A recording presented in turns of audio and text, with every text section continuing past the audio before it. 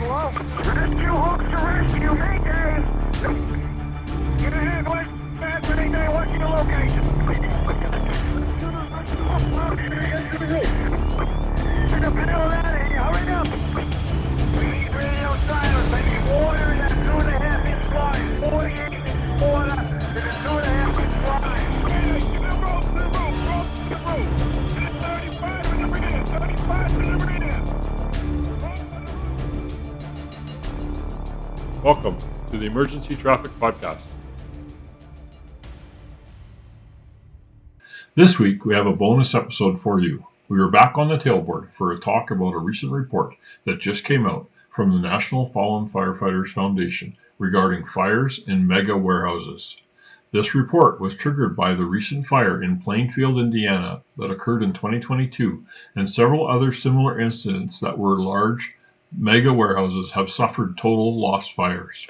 Our friend and guest co-host, Gordon Routley, was part of the team from the National Fallen Firefighters Foundation that authored this report. He will join us on the tailboard to provide a new perspective on mega warehouse fire tactics. The National Fire Sprinkler Association and Factory Mutual are advocating different approaches and training for fire services that may respond to these types of occupancies. Now let me bring in Denis, Doug, and Gordon to have a chat and learn more about this. Okay. Hello, Denis and Gordon and Doug. How are you guys doing? Denis first. I'm great. How are you guys? Good. I'm waiting for spring. Yes, me too. The new motorcycle sitting in the garage. It's officially here. Thank goodness I got a calendar to tell me that. Yeah. How's spring in Florida? Down here in Gordon? Florida, it's hot and humid, and my allergies are acting up because there's all kinds of pollen in the air. So, Aw, yeah, poor guy. yeah, I think it's too hot to go outside today. Oh, too hot to go outside. Oh, man. We feel for you. You white northerners. Yeah, white northerner. And Doug, I'm not sure if he's on. He's getting the kids down for nap time, I think, so he might not be there. Anyway, so this week, welcome to the tailboard. We're going to talk about a recent report that came out from the National Fallen Firefighters Foundation, who Chief Routley, Gordon, was a member of this investigation and this report. So it was about mega warehouse fires. And so we just wanted to get together on the tailboard here and talk about these unique buildings that are sort of new to the fire service in some ways. And a lot of us are unaware of the details that we need to know about these buildings. And so this report exposes that. And I thought it was worthwhile that we all get together and talk about this here. So I'll just start out here. The fire service, this is from the report. The fire service must recognize the magnitude of the fire risk these facilities can pose. Potential for uncontrollable fires and huge losses is evidenced. If the fixed fire protection systems fail to control a fire in its early stages. And this report rose out of the Plainfield, Indiana fire that occurred in 2022. I watched the video and listened to the audio traffic with bated breath as, the fire was out. We got it under control, and the commander says, yep, go ahead, shut down the fire pumps. And all of a sudden things went south. And the rest is history. So it was really fascinating to read this report that you participated on, and look forward to hearing your story about it here. The fire conditions that can be anticipated can greatly exceed the capabilities of any fire department using conventional methods, is what the report said in the summary.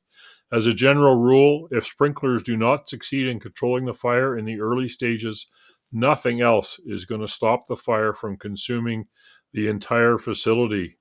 That's some big words in this report here, Gordon, that basically, like, if this thing gets away on you, you're not going to do anything. Oh, that's it. And there's nothing that firefighters can do with hoses and aerial devices that are going to stop a fire if it gets away from the sprinkler system.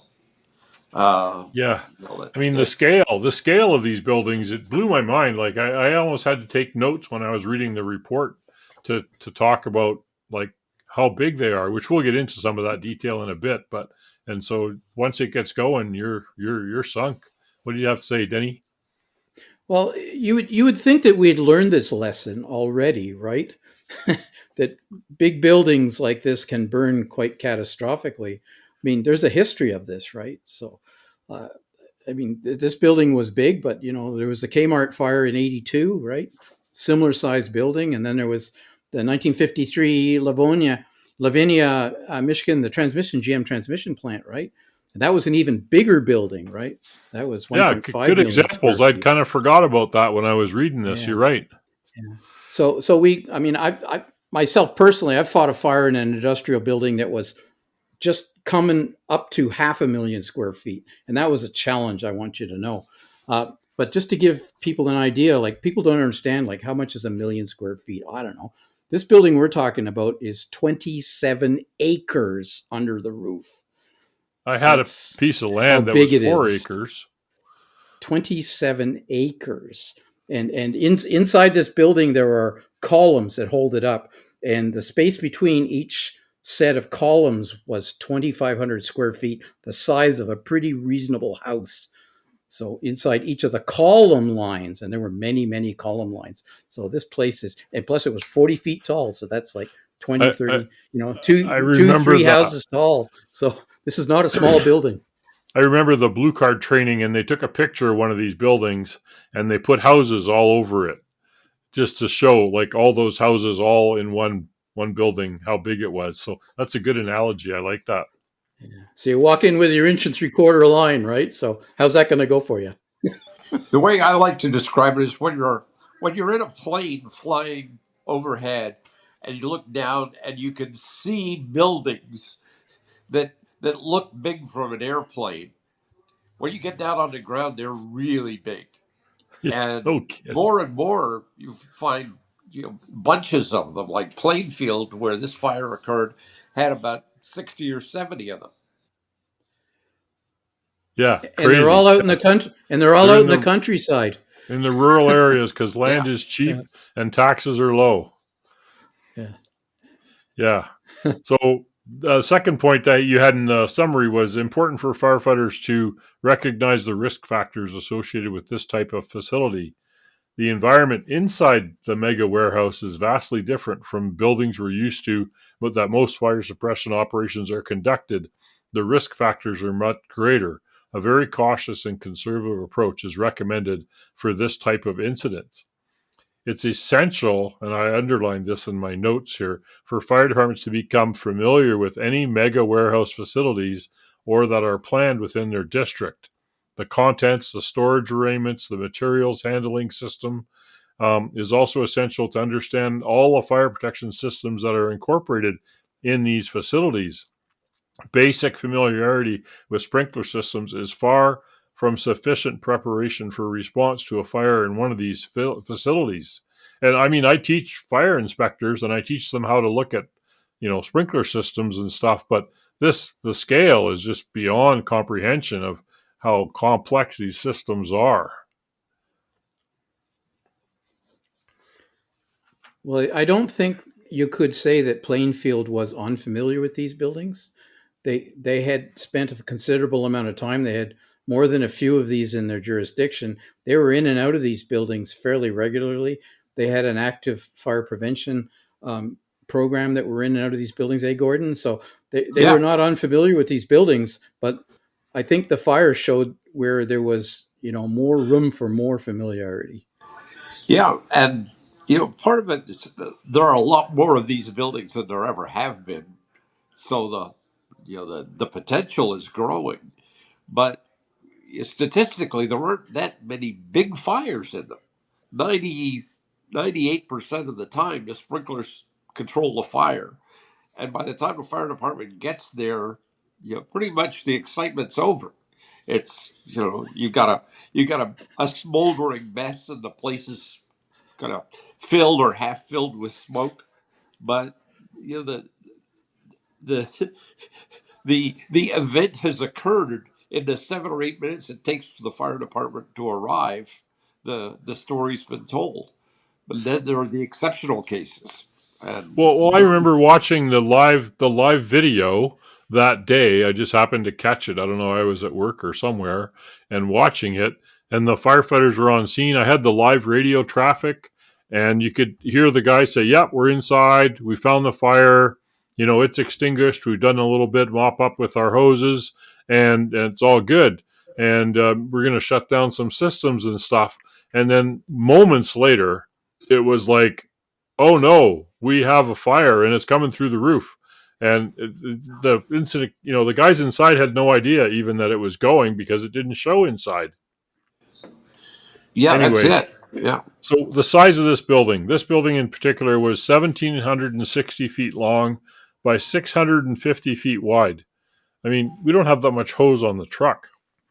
And 45 feet high inside, 40 feet under the trusses. This particular building had a pick module, which was a set of racking that staff could go and pick out parts that were being sold. It was a Walmart distribution warehouse. And so they had to work inside this pick module, which was just a set of racking, 4 stories tall, 800 feet long by 350 feet wide, that was full of bins and cardboard boxes and stuff like that. You had something else, Denny? I was just gonna say that we were talking about how frequent these fires are and how many of these buildings are, and I just wanted to point out that NFPA has done an evaluation on structure fires in warehouses, and there used to be like 4,700 of them a year, right? And they've been dropping every single year up until the last 10 to 12 years, and they're on the rise again. And it's worth looking at it because it also talks about the causes of those fires too. And so they're not actually as rare as you think. When you're having 1,600 of these per year in warehouse fires, that's more than a few. Yeah, and but when you distribute it out by the number of warehouses across North America, the most fire departments, this is a once in a lifetime fire for most fire departments. If you have 2, you're very unlucky. And there's a webinar, I think it's next Tuesday, that NFPA is putting on, a mega warehouse webinar discussion that people can go to. It's free. You can register. I'll find a link, and if I get this published before then, I'll throw it on our socials. Well, I'll throw it on our socials anyway, but good to know. Yeah, Doug's joined us here, I think. Doug, can we hear you? I don't think you can. Yep, we got you. Oh, okay. A little quiet, but just something. I don't know if it's the right mic though. It's not this mic, right? Inside these buildings, you'll find all kinds of different configurations. But this one with the pick module, when we say, well, they had a racking system that was, four levels high. Well, my impression when I saw the twin building is that it looks like somebody was building an aircraft carrier inside the building. This thing is massive. It fills up the whole space. It's 840 feet long, I think, and 4 stories high. And it's just a mess, and it's all stuff, and all the stuff burns, and it's all in cardboard boxes and plastic packaging. Right. Yeah, no kidding. And yeah, massive. That's the right way to describe it. I mean, like an aircraft carrier inside a building. I mean, these buildings were spec built and then sold to whoever wanted a big warehouse, and then they added this pick module to the middle of it. There was so the pick model's 4 stories high in inside of 500,000 square feet. So basically that's 2 million square feet of pick module. So it's not small. Yeah. Well, I calculated out that within the pick module there was 20 miles of corridors. Wow. Imagine doing a primary on that. Conveyors and stuff too, right? Oh, conveyors, and all kinds of things. Conveyors going in one direction, conveyors going in the other direction, lifts to lift stuff up, uh, carts to distribute stuff around. It's really complex. And if you look at the pictures, that you guys took on the investigation, it's like walking through Home Depot. No name mentioned here, but it's like walking through Home Depot, but very much narrower aisles and only just only not even 10 feet high. So it's all these little alleyways, whereas all these openings and stuff lying all over the floor, just like Home Depot. Yeah, exactly. It's just like it. And that's the way they operate, because when you order something online, the computer figures it out and spits out an order to a worker who says, go to aisle 87, section D2, level, shelf number 3, section 4, and get 2 of them and put them in the basket. Yeah. I mean, it amazes me when I order something from Amazon or wherever, it's shipped the next. I ordered something for my new motorcycle yesterday, and I got an email last night saying your order is shipped, right? And I ordered it at 8:00 last night, so it's incredible. Yeah, there's stuff in movement all the time. Yeah. So the building had 2 types of sprinklers, which I had to look these up. Early suppression fast response that was in the building itself. And then they had the CMDA, control module density area, in the PIC module and special hazard areas. So these control mode density area ones are supposed to put the fire out, not just control the fire, but put the fire out because of their flow and stuff like that.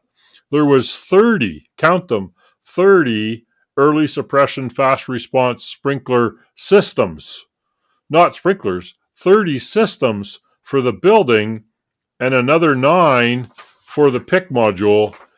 So 39 sprinkler standpipes or risers in this building. And the problem is which one do I turn off? And half of them were located on one side of the building and half on the other.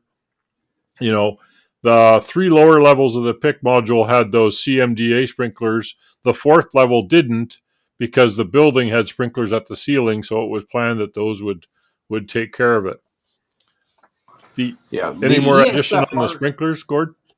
Yeah, the ESFR sprinklers are the technology that was developed about 25 years or so ago, basically for mega warehouses and high piled storage. So if you're familiar with traditional sprinkler systems, and probably most firefighters at some stage of training have had the experience of trying to plug a sprinkler head. Where you go in, the sprinkler's flowing, and you come in, you got to get a wedge in to stop it. Well, those sprinkler heads are typically flowing anywhere from 25 to 40 gallons per minute. Each ESFR head flows around 125 to 150 GPM, and they're laid out on a 10-foot by 10-foot grid. So when this is going, it's like having somebody standing over your head with an 1.5-inch nozzle pointed down. And there's a lot of water coming down. And you're not going to throw a couple of wedges in that. Yeah, well, you're not throwing any wedges in that. Plus they're 44, 45 feet up in the air. Yeah. But that's a lot of water. And the idea is the only way to control a fire in this kind of a place is to put a lot of water right on it as fast as you can. Yeah. Which is the whole gallons per of the report. Foot, right? Yeah. So it's about the gallons per square foot. That's what really matters. The fire protection systems actually were not connected directly to the municipal system, which I found interesting until I read that the municipal system with a 10-inch water main would not have adequate supply to supply the warehouse with water if a certain number predicted by the fire protection engineers were flowing. The building itself had 2 300,000 gallon water tanks and 2 2,500 GPM fire pumps. The system could operate for 4 hours at 2,500 GPM, Plus, it did get refilled, so it wasn't a direct connection, piped, but it did have a refill connection to the city system, so you could top them up. I was also surprised, Gordon, in that the 4-hour firewall that separated the two sections of the building, there was openings for conveyors and stuff that were protected by self-closing doors. They were triggered by the fire alarm system. The ones with conveyors, they were serious about this. They actually had a timer. They'd let the packages go through, and then they would drop the conveyor from the doorway, and the doors would close. So, they had planned this out, but yet that wall failed, which I was interested to, know. Well, the fact is, the fire didn't go through the wall. It just went right over the top of it. Yeah, through the roof. Yeah. Didn't the wall go through the roof? No, it came up to the roof level and only went a couple of inches below. But there was a fire column 60 or 70 feet above the roof level, and all that radiant heat down on the other side. The 4-hour firewall didn't slow it down for 5 minutes. Wow. And so that's the whole subject of this tailboard and the report, is that we have no conceivable concept of how big this fire was inside this building, and that we couldn't have stopped it. All the King's men and all the King's horses. And I saw the video. Plainfield, they had all the King's men and all the King's horses there and didn't make a dent on it. But you've got a combustible roof, right? So, a combustible roof is combustible. Yep. So if you get enough of a radiant source on one side of your parapeted firewall, it's going to light it up on the other side. It's just going to. Yeah, it's not just combustible, but the typical roof, as they had on this building, was a thin steel deck, and then about 6 inches of foam plastic insulation and a membrane on top. Isocyanate, yeah. So there's there's a whole there's a whole layer of fuel up there.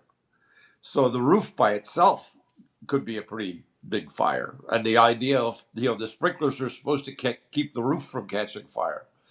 But, all you have to have is a good fire inside that heats up that steel deck that gets to the roofing insulation. Now you have a roof fire. So I was reading in the narrative for the fire that they had firefighters and a ground monitor staged on the north side, the non-burning side of the firewall, and that when the fire crossed the firewall, there was a substantial, not an explosion, but a high pressure, like a boom, for instance, which suggests to me that the extreme heat on the roof was liquefying the isocyanate, was pushing fumes down through the Q decking, and that probably ignited, and you would have got a deflagration along the roof line, would have created a pressure wave, which they noticed, and instant fire, which was how it was described. Yeah. Yeah, the guys described it as a very exciting event. A very exciting event. Yeah, no kidding. And right in the transition time when they thought the fire was out, maybe, before they knew the fire had extended, they were notified that 55 people were potentially missing, all workers that didn't go to the muster point, that turned out. They went to their cars and whatever, like workers do.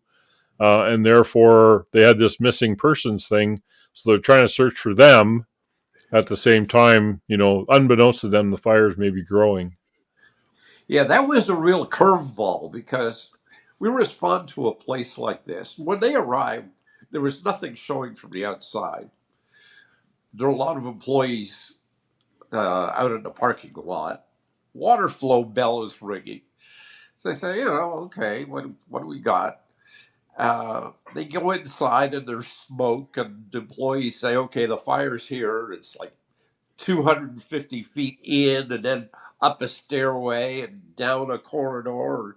And when you get there, the sprinklers have almost extinguished the fire. And then somebody says, we're missing 55 employees. They said, no, you're not supposed to be missing 55 employees here. There's no reason why the employees couldn't just walk out of the building. And in fact, there were still employees inside the building that were guiding the firefighters to the fire. But it's like, well, if we're short 55, where do we look? And that was that's just a real matter that curveball, they couldn't account for their people. You ever been to a fire like this, Doug? In your experience in the last 17 years or whatever? Nothing this big. I guess the closest would be that potato shed fire that we went to. That the words potato shed sound small, but it was a really big potato shed. Oh yeah, I killed myself just walking around it in the 3 feet of snow. But or like the high school fire there were the two probably biggest building fires I went to, but nothing in a big warehouse like this. I mean, put yourself at the command post and think about it. If somebody walked up to you at the command post and said, "We're missing 4 or 5 people," he's like, "Oh man, I got a problem." Somebody walks up and says, "We're missing 55 people." It's like, what? Well, you almost have to question that though. Like count them again. Check your system, and especially when you say it's not like there's not that big of a fire going on. It's I don't know. Yeah. I don't think you it's drop just the everything. building's big. They had like 600 people working in there at the time of the fire. Yeah, so what's 55? But this is a fulfillment warehouse, right? So you got people going and picking stuff. So it's not a choice job for a lot of folks. So I'll bet you their employee turnover was relatively high. Oh yeah, right. And so how good was their employee orientation?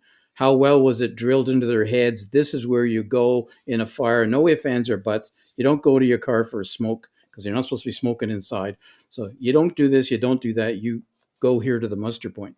So, that's a bit of a failure on the part, I would say, of the people who ran the warehouse. And a lot of the staff might have been not original Americans, as you could say, where they didn't grow up going to school in North America, doing fire drills their whole life. So when the fire alarm goes off, they might not know what to do, right? They just go or don't go. They don't know what to do, right? Yeah, like in Canada, we call them, if they're legal, they're temporary foreign workers. Yeah. And, they're happy to have a job and they're sending money home. And like you say, the orientation, the training, the indoctrination that we've had since childhood of fire alarm, go to the muster point, etc., stay together, that they haven't had that, right? It's more there's an emergency, scatter. The best people at what to do during a fire alarm is elementary school kids. Because they just do what they're supposed to do.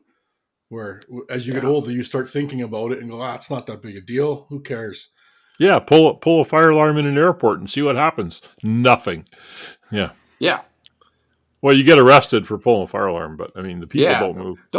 Have somebody else pull a fire alarm. People are people unless you train them well. Yeah, exactly.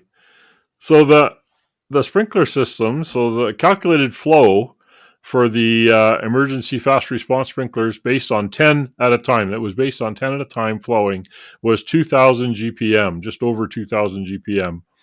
And the calculated flow for the content mode dispersion, the CMDA system, was based on 29 sprinklers flowing, which is just under 1,000 GPM. So the system didn't actually have the capacity to supply both systems, the CMDA and the PIC module and the building protection sprinklers, on the ceiling, if you will. So if they were both flowing at the same time, and no one really knows how much was flowing, how much was going, no one was watching the alarm system in the security office because they had an emergency, so the security office wasn't manned where the sprinkler displays were. They think, your report said, Gordon, that they estimated maybe 3,200 GPM of water flowing. The firefighters in the pump house did say they could hear the pumps cavitating. So that leads to the point of maybe they were flowing more water than they could pump. The fire department didn't charge the FDC. They laid a line to it, but they didn't charge it because the fire was under control. And so by the time that happened, they were shutting the pumps off and then turning them back on. Then the fire breached the roof. All of a sudden, there's fire on the roof. I should also say that these systems, when they're designed, Paul, and they tell you this in the report, The system is designed to perform as designed with one pump, and that's the electric pump. And if there's a power failure, what would happen is the diesel pump would then come on, because the electric pump, it times out and then the diesel pump comes on. It's not actually designed to run with both pumps. So if both pumps are running, it's a high volume situation. It can't get the pressure up. So now it creates an issue where the suction piping coming to those pumps is not adequate to supply both pumps at the same time. Unlikely it was designed to do so, and that would cause cavitation. Yeah. And by that stage, basically the battle was lost, because, the idea with the two types of sprinklers is the sprinklers in the immediate area where the fire occurs are supposed to control and almost extinguish the fire. So we don't, you don't anticipate that both sets of sprinklers are going to activate at the same time. It's going to be one or the other. And, if that works, the maximum demand anticipated was a little over 2,000 gallons per minute. Well, up to the stage where things went bad, we figured there was probably maybe 500-600 gallon per minute flow. And that had effectively extinguished the fire where it originated. And everything indicated that that fire was out. I spoke to several firefighters who were there, and they said the original fire on the second level was out. When they got there with an attack hose line, they said there were a few boxes that were still smoldering in some 1-inch high flames, but within 6 or 7 minutes they doused them, and there was absolutely no more fire there. And they checked the level above, and they said, well, there's no sign of extension here. So you say, okay, so you're in the middle of this aircraft carrier, and you've got a fire that, the one that was burning is out, and there's no indication of extension above. You kind of say, well, I'm feeling pretty good right now. Yeah, I heard him on the radio. You could tell the captain or whatever was like super confident. He's like, yep, under control, fire's out. Now, how come they couldn't get the riser shut instead of shutting the fire pump off? Because that's what they did. They couldn't get the riser shut. They shut off the fire pump, and that's when things went downhill, because the other sprinklers were looking for water. And that's where you get down to the details, because which valve do we shut off? Because the ESFR sprinklers weren't even operating yet, but there are 30 riser valves controlling them, 15 on one side of the building and 15 on the other. Then there are 8 systems for the sprinklers in the PIC module that are flowing, but the fire is somewhere in the middle of the PIC module, and which one of those is flowing? And half of those valves are on one side of the building, and half of those are on the other side. Well, it all makes sense when you're looking at it on the plans, but when you're standing in the middle of it saying, okay, find the valve and shut it off, and say, and by chance, the officer of one of the engine companies who was there was the guy who had done all the inspections of the building and knew it better than anybody else. And he said, I think the valves that control the PIC module sprinklers are on the, let me think, it's the west wall. So they went over and they started shutting off valves on the west wall. Didn't have any impact because the valves were on the other side. What he'd forgotten was there were zone control valves within the PIC module, if you knew where to look for them, that you could shut off, a particular level in a particular zone. But again, where are we? We came in, we came up the stairway, we went down the corridor, we went, now, which section are we in? And they're full of cold smoke. Everything's gray to the floor, right? Yeah. And there was no ventilation, so you couldn't help yourself to find stuff. Yeah.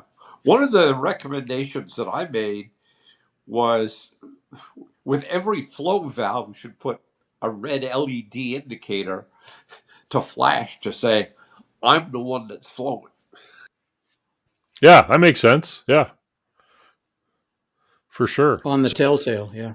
Yeah, a telltale. Well, we had this at the high school. Like Doug mentioned, the high school fire here in Lacombe. I think we had 7 intrusions into the building from a roof fire.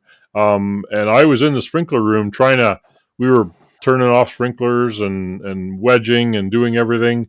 And yeah, there was only 3 risers and we couldn't get the right one. So I can definitely relate to that. So can I just elaborate a little bit, because I know people listening may not understand this, and let's see if I got this right, Gordon. The sprinklers themselves were at the ceiling level of each of these alleyways, so they were only 8 or 9 feet above the walkway. They were not actually in the shelving itself. They're in the alleyways. They were in the walkways, right? In the corridors. And so I'm going to go back to my Home Depot example. When you walk in Home Depot, you've got these shelving. And these shelves are about 7 or 8 feet deep because they're double-sided. You can walk around to the other aisle and look back at yourself. And so you have boxes or cartons that go in from one side and boxes or cartons that go in from the other side, and they sort of meet in the middle. But you're only sprinklered on the faces of those things. So in the middle of these shelf stacks, there's no sprinklers. So fire can actually travel up inside and avoid being sprinkled. And that's why these control mode sprinklers that are in the alleyways don't necessarily put the fire out. Yeah. And then they're counting on the fact that there's a deck above. There's a Q deck that separates steel deck, the levels. But there are gaps because everywhere there's a vertical section, there's a gap around it. So if the fire gets into the gap, it can find a vertical flue space. So when the sprinklers are operating, there's a lot of water coming down on those boxes. But if it's burning between the boxes and in the flue space behind the boxes, and it finds a vertical opening, it can get up into the next level. And then, what we think probably happened is it skipped the next level. It went 2 levels higher and started a smoldering fire 2 levels higher.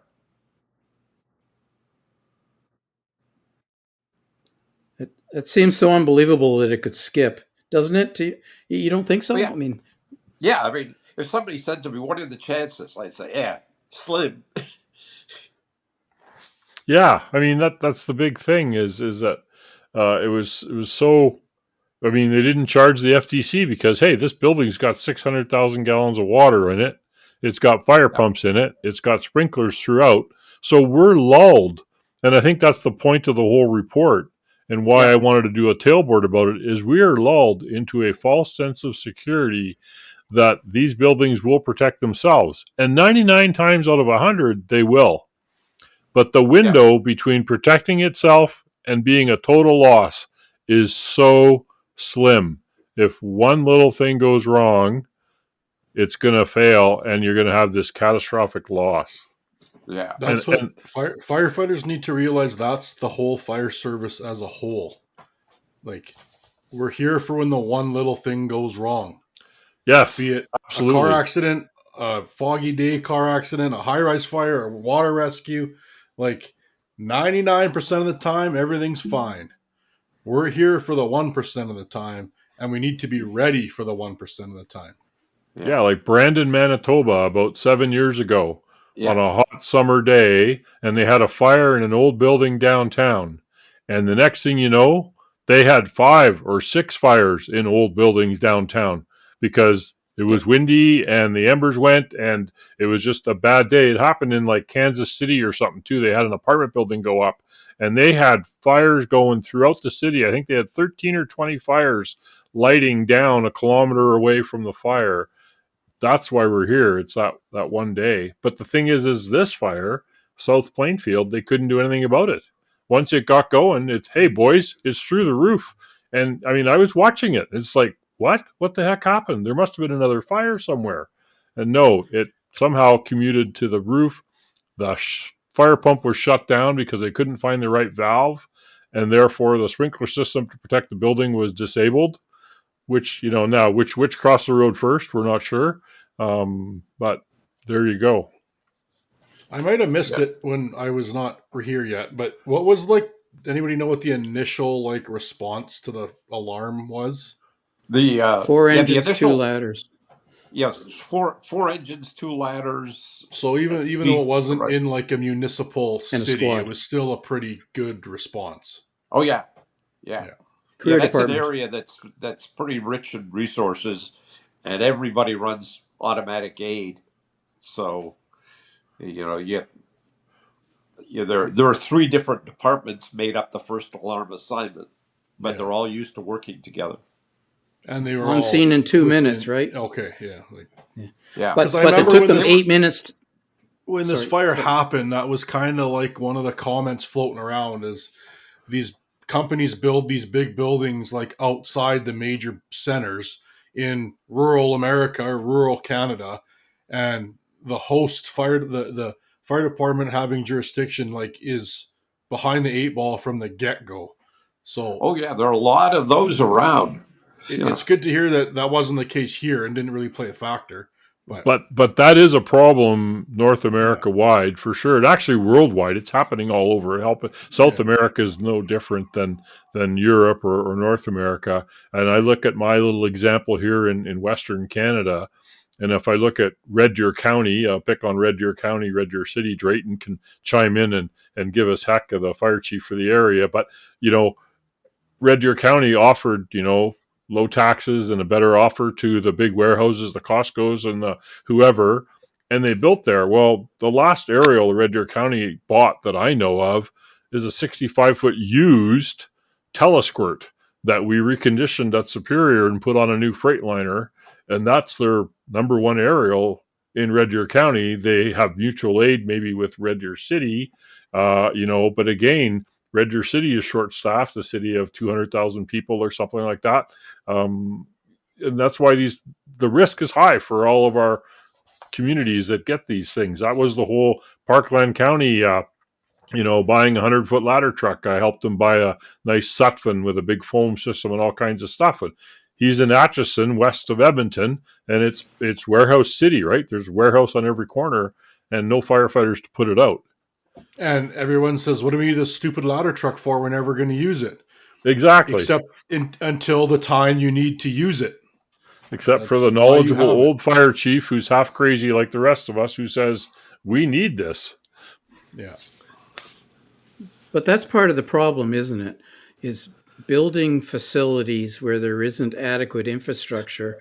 And in that, I would include adequate response capabilities to deal with these buildings. I mean, if they're build them and if they catch fire, they burn, build another one. I mean, when the Kmart fire happened, Gordon says that was their once in a lifetime fire. It certainly was, because when they rebuilt the warehouse, they didn't rebuild it there; they rebuilt it somewhere else. So that's so somebody else has got a chance to have their once in a lifetime fire. And that's what frustrates me about all these once in a lifetime events is you don't have to wait for it to be your once in a lifetime event. You can learn from somebody else's once in a lifetime event. And an idea. People are so against it. It just, that'll never happen here. That'll never happen here. Well, right. It's like when the floods happened in Calgary in whatever year it was, and you're at one guy's house, he's pointing up on his wall to the watermarks, and he's like, well, here's the flood from 2003, and here's the flood from 2005, and we were all saying well, what the hell do you still live here for? Obviously, it's gonna flood. You can learn from past experiences, and that's the whole point of doing this kind of analysis, to share the experience. So from your recommendations, in the report, Gordon, several similar very large loss fires incidents have created a heightened awareness of the level of fire risk that's associated with mega warehouses.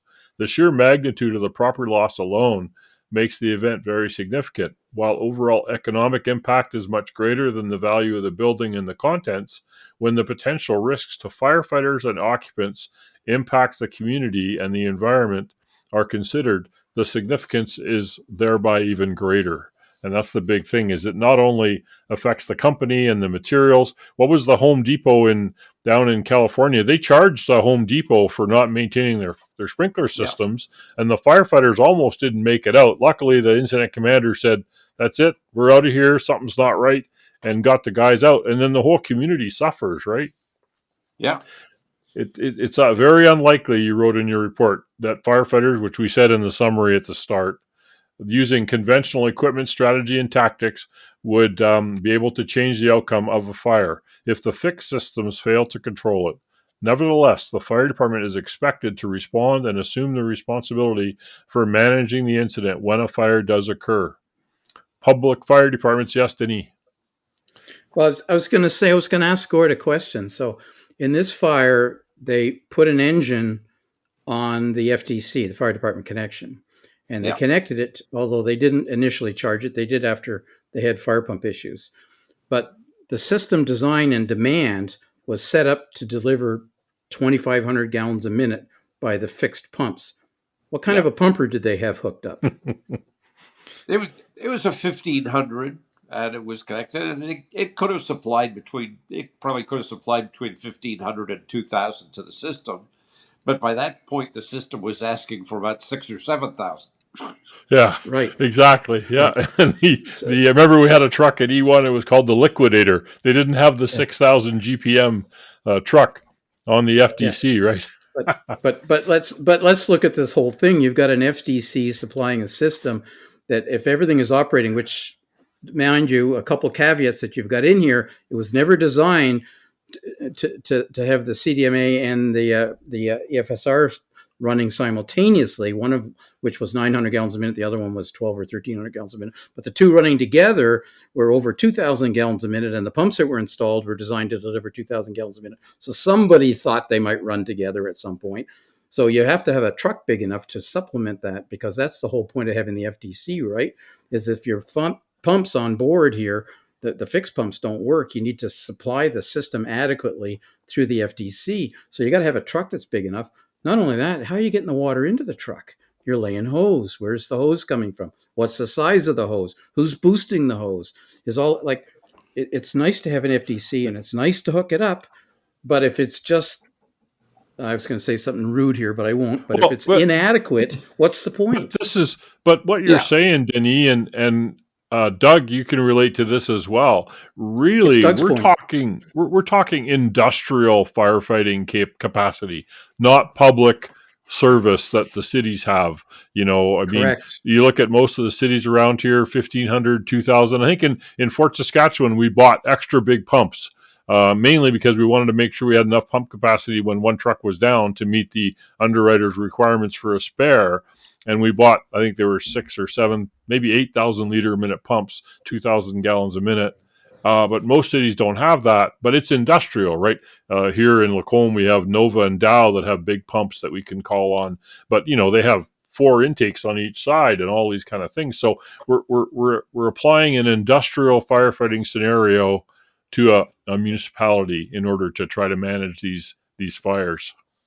And that truck's only useful if the municipal infrastructure is there to give it the water it needs. Right, and they had a 10-inch main and said it wouldn't do 2,000. Right. Yeah, they wouldn't guarantee 2,000 was the point. The municipal infrastructure could supply 2,000, but they didn't want to be committed to have to supply 2,000. So right, but 2,000's on the bottom end, right?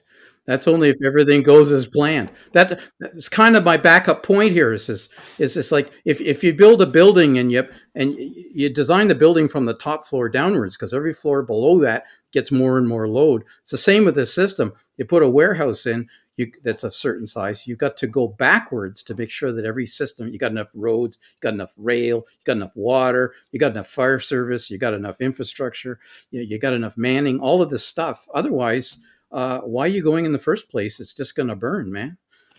Yeah. Sorry, that's kind of negative, but you know. If you don't have all that stuff, you need to be honest with the stakeholders when they're building it and say, if you have a fire, you're screwed. We can't do anything. That's what Dirk would be saying if he was here, and he's right. If the infrastructure and the fire departments and the pumps and the whatever can only give you the bottom end, well, then you have to say, listen, you're only getting the bottom end. Because I'm sure the building owners and all them think, well, I pay my tax, even if it's low because I'm not in the city. You have a fire truck, you have a fire department, you have firefighters. When I call 911, you're going to come put the fire out because that's what you do. They don't get that it ain't going to happen. So you have to the be difference, honest with them. like, the difference that stares at me from that one is I remember Heath talking about Nova Chemicals, and he's a fire protection specialist there, and they built a new part of the plant and stuff like that, and their insurer, whoever that was, Factory Mutual or whoever, said, we don't believe that this system is going to flow enough water, and they were borrowing monitors and deluges from all the I was working for Rocky Mountain Phoenix at the time, and they borrowed deck guns and pitot tubes and stuff from us so that they could prove that the water system could flow 12,000 gallons a minute or whatever it was, for their insurer, because the insurer was holding the bag. But when you build a warehouse out in Lacombe County, and it's like, oh yeah, don't worry, we got water here. There's a hydrant on the street. It'll be good, and maybe it's not. So this is the point in the... I was just going to say that the difference between your petrochemical plant and a warehouse is the major strategy at a major fire in a petrochemical plant is to go and shut off the fuel supply. You go and you close the valves, you let the fuel that's in the piping burn off, and the fire eventually goes out. Yeah, not really an option in a warehouse full of fluids. Hey, George, I'm going in to shut off the fuel supply. Where do I start? Yeah, exactly. Well, so that's the point. Firefighters may assume any new mega warehouse is adequately protected with its own systems and stuff, and it shouldn't create a great concern for local firefighters, is what's written in the report. This could be a grave error that's not recognized until a significant incident occurs. Again and again. Again and again, the characteristics for these facilities allow very little margin for error in fire suppression capabilities. The serious need for more training and information to prepare fire departments for the low-frequency, high-risk events, there's our good old Gordon Graham, that can occur in very large storage occupancy. The IC could have limited experience and no specific training for dealing with fire in a mega warehouse, could suddenly become responsible for making critical decisions. How do you think that? Did you talk to the IC? The IC must have just been going, oh my God, shut off the fire pumps. All of a sudden, I got fire on the roof, and it's like, it's going. We didn't talk to the actual IC because he had retired and he didn't want to talk to anybody else. Probably not. But we talked to several of the other people who are around the command post and the sector chiefs, and they said just the shock value of we've been here for 20-25 minutes, everything's fine, everything's under control, the fire seems to be out. It doesn't seem to be out. We're sure the fire's out. There's no indication of any extension. The guys are up on the roof. We're saying, do you see anything on the roof? They say there's not an indication of anything going on the roof. And they say, well, okay, you can come down now. And then 4 or 5 minutes later, the guys who were they were getting the last of their equipment off the roof to come down. They say, hey, the fire just came through the middle of the roof. And it was like, are we hearing radio traffic from somewhere else? It's like, what do you mean? And then they say they see this black plume of smoke rising in the sky, and then they hear the guys on the inside saying, "Well, I don't know what the radio code for it is, but we're in a heap of trouble in here." Wow.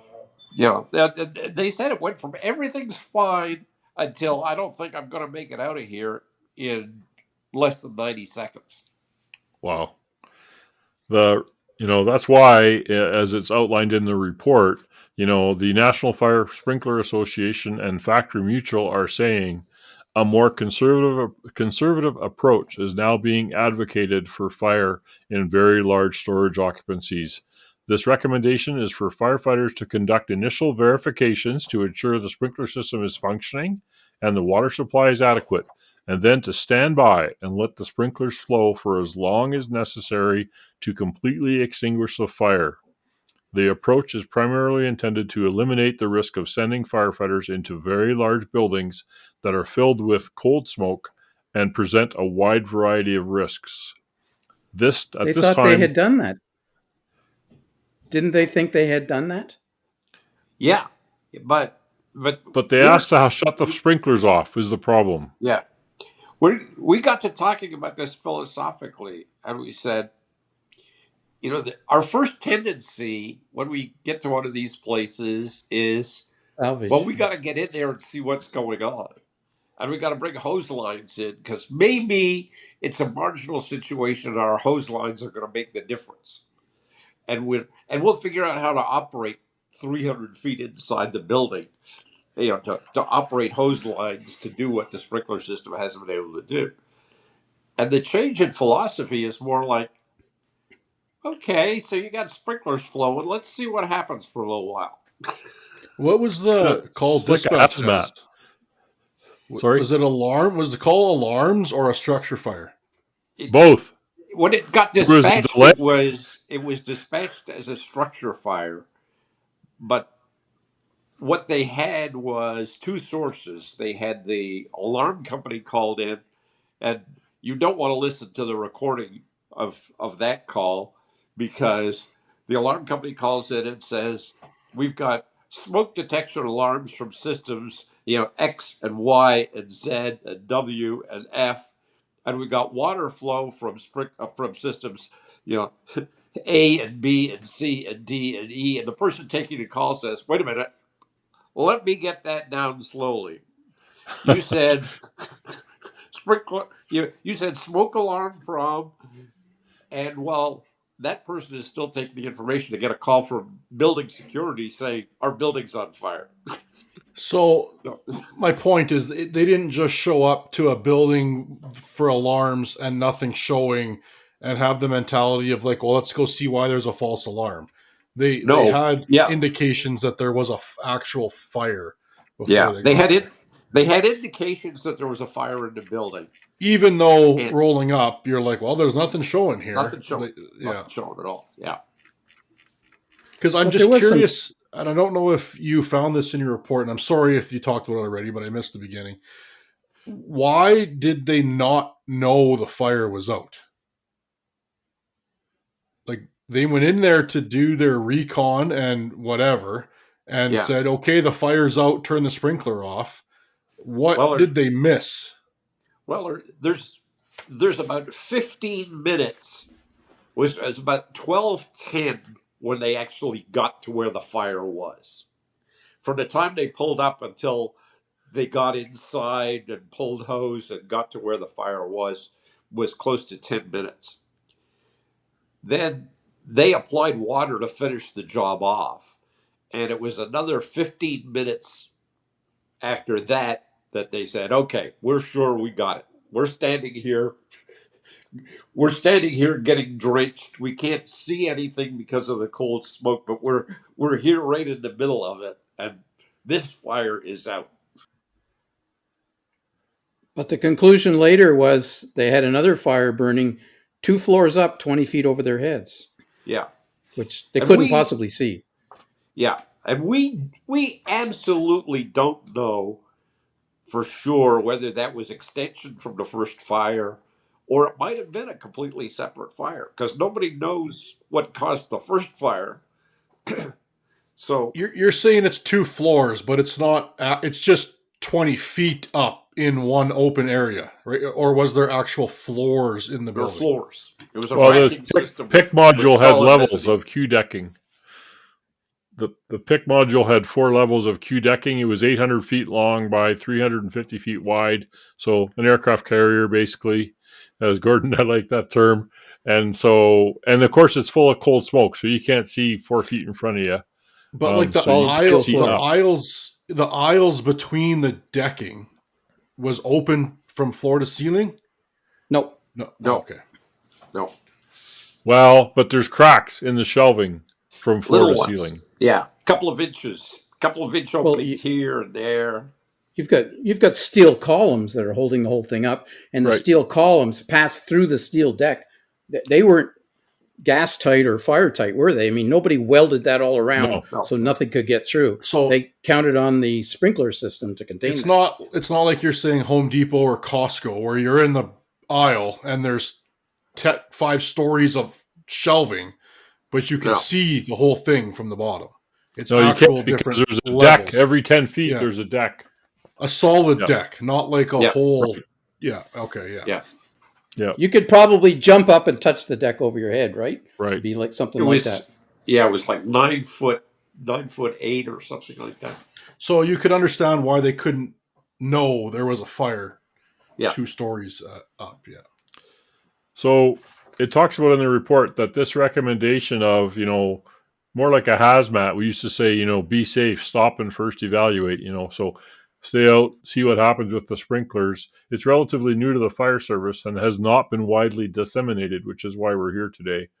It represents a radical departure from traditional thinking. However, it appears to be logical and deserves further analysis and discussion. Information should be incorporated into training programs and widely disseminated to reach all fire departments that would respond to fires in very large storage occupancies.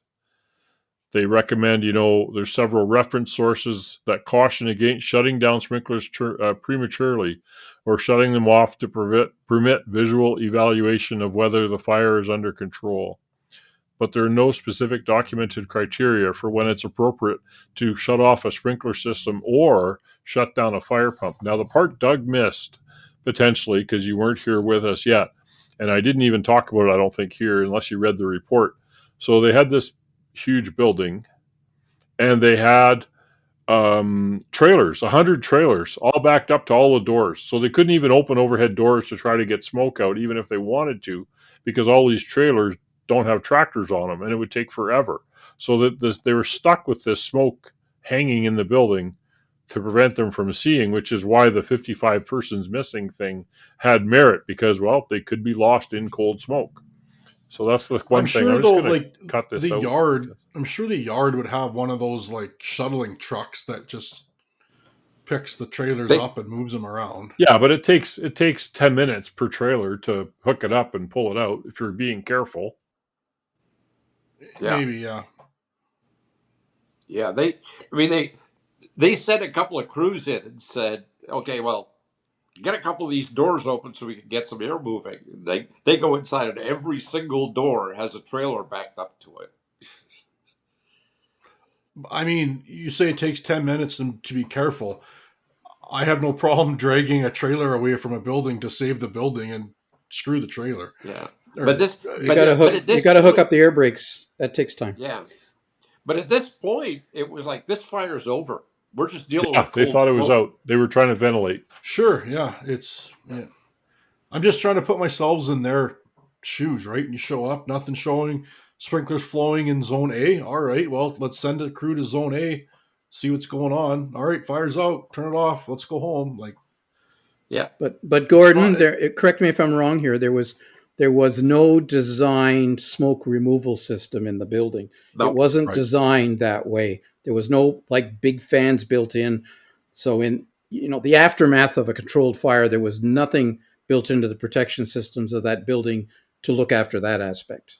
Yeah. Now, the contrast to that was the Amazon warehouse in California that burned about the same time, where they did have a smoke removal system, but they kept it turned on for ventilation because they had a ventilation problem in the building. So they had the smoke removal system turned on. And in the analysis, they said the smoke removal system was drawing so much fresh air into the building that it overcame the sprinkler system. Unfortunately, in that case, when the first few units were about half a mile away, they could see the ball of fire through the roof. So I said, well, I don't think we're going offensive on this one. Well, you mentioned that in your report, that there have been several other cases with fires in very tall racking where the fire area was inaccessible. Sprinklers were left operating for hours after there was any indication of active fire. but the fire flared up as soon as the sprinklers were shut off. In one case, the sprinklers were shut down 3 times and quickly reopened each time because the fire was still active. On the third attempt, the fire overwhelmed the system and the building was a total loss. Yeah, that was the Tupperware warehouse in South Carolina in 2008, I think. And I talked to the guys who were on that one, and they said, they get there, they said, looks like everything's okay. Let's follow the guidelines and very cautiously shut down the sprinkler systems to make sure we got it. And they said, no, turn it back on. let them flow for another 5 or 6 hours. And they said, which is the one point here in this case, and you guys recommended or talk about it. When a decision's new recommendation, let them flow until after you're sure it's out, which is a bit of a departure from traditional thinking. But when a decision to shut down a sprinkler system is made, the closest control valve upstream of the sprinkler system should be closed. Unfortunately, this requires familiarity with the arrangement of the system. All valves should be labeled and indicated in pre-fire plans. Flow indicators on alarm system panels can be extremely valuable. You made the suggestions that water flow indicators should have an LED, which would be an easy fix, when you're designing the system. But this is the key point. Shutting down fixed fire pumps should not be a priority. In a properly designed system, the fire pump can be left running after the sprinklers have been shut off. They're designed to cavitate. They have a relief system built in internally, for a while. Property conservation in a mega warehouse requires special consideration in the context of the overall situation because of the risks of all this wet material and racking and poor visibility, and stuff can collapse on you and you can't see. They may have to hire a salvage contractor, not your local fire department, to do mop up, right? Yeah. I mean, some of these places, think about what you would do to overhaul in a place like this. When the fire's 300 feet inside the building and 30 feet up in the air in a massive, you got a massive, soggy, burned up stuff. They say, how are you going to overhaul it? I say, hey, let me give you a phone number for somebody, because some of us aren't equipped for this. I can remember back when we got the first of these when I was still working in Phoenix. They were building a warehouse 70 feet tall with automatic lift Pickers. mechanisms. Yeah. And we racked our brains trying to figure out how we would overhaul a fire inside this place. Put firefighters with SCBA on the platform of this lift mechanism and drive it down the alley and lift the guys up in the air with 1.5-inch lines to overhaul a fire. And after a while, we said, that's a stupid idea. Yeah, no kidding. Yeah, I mean, and that's the problem. How do you, the whole scope? And then you get automated systems where, you can't go in there at all. And we have them here in Alberta. Yeah, I saw a video last night of one of them, which there's all robots running around on top of a racking system. And when they get to the right delivery point, a hatch opens and they dump it into the hatch and it goes down a conveyor. And it's like, okay, so you got a fire down in there somewhere. What are you going to do? So you're going to call a fire protection engineer and say, hey, I hope your sprinkler design was spot on. Nitrogen flooding. Yeah. But my understanding here, Gordon, was why was it important that they shut down the pumps, and why did that cause the fire? Was because the system detected that there was, in fact, a second fire, but the pumps had been turned off at the same time. Yeah, nobody was paying attention to the system and didn't know there was a second fire. Yeah, the second fire, assuming it was a second fire, was just different location. It hadn't gotten big enough to set off any other sprinkler heads until just the moment when they were shutting off the pumps. Because the first water flow from the ESFR system, which was reacting to the, quote, second fire, was just at the same time that the fire prevention inspector was shutting down the pumps. So he's shutting down the pumps, and now all of a sudden this other system is calling for water, and it got water for a couple of minutes, and then the pumps because were shut off. the diesel backup started when he shut off the electric. Yeah. And he said he was back and forth between the two of them until he finally pulled the circuit breaker on the electric. But that's a lack of understanding that there was still a demand on the system. Thinking, I guess, the previously running system, sprinklers, was the demand, not this new. Because nobody was monitoring the alarm system, which was telling them clearly it was something else. So the key point is shut off the riser valves and stuff. Don't shut the pump off. Yeah. No, shut off the zones, not the risers. Again, when you talk about the probabilities, the additional water flow didn't register until he was in the process of shutting off the pump. Yeah. Now he's preoccupied with shutting off the pump. Yeah. But it wasn't his job to notice that anyways. No. It should have been whoever was at the control panel who wasn't there apparently. Nobody was there. I think that's the way I read it. Yeah. Yeah. And would they have noticed anyway? You gotta know the systems pretty well to be standing in front of the panel, and after 40 minutes. Well, and the panels today are just computer screens, right? So you got to be scrolling around.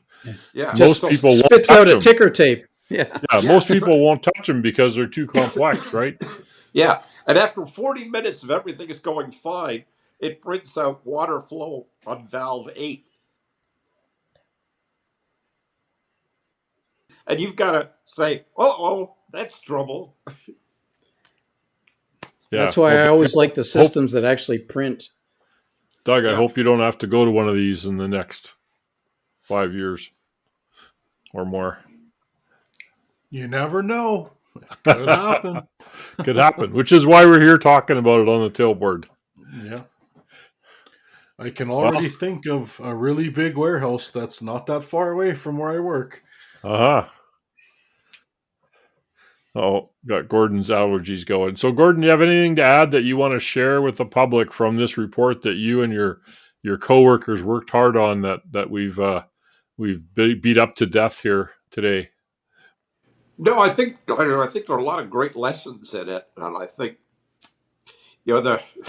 I feel for the guys in Plainfield because they really took a beating because all of the sidewalk experts were getting on them after the fire, saying the dumb firefighters shut off the sprinklers and opened up the doors and ventilated, and then they lost the building.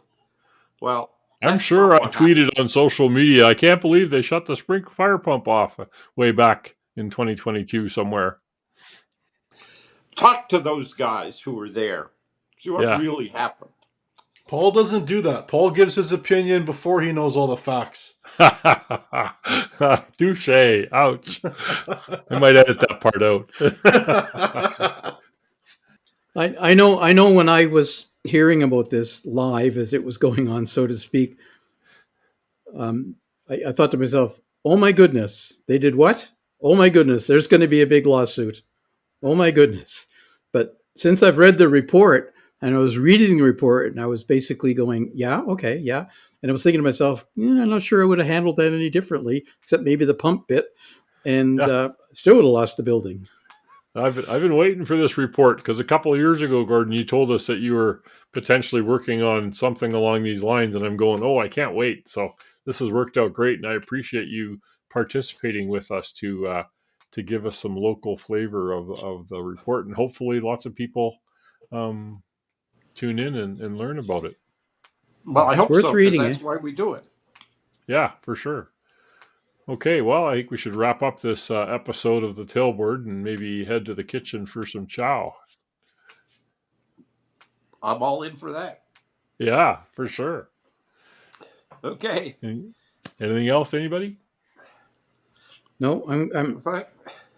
Thanks for writing such a clear report. Really well done. Yes, that was great. Thanks. Okay. Good talking to you guys. Hey, have fun in Florida.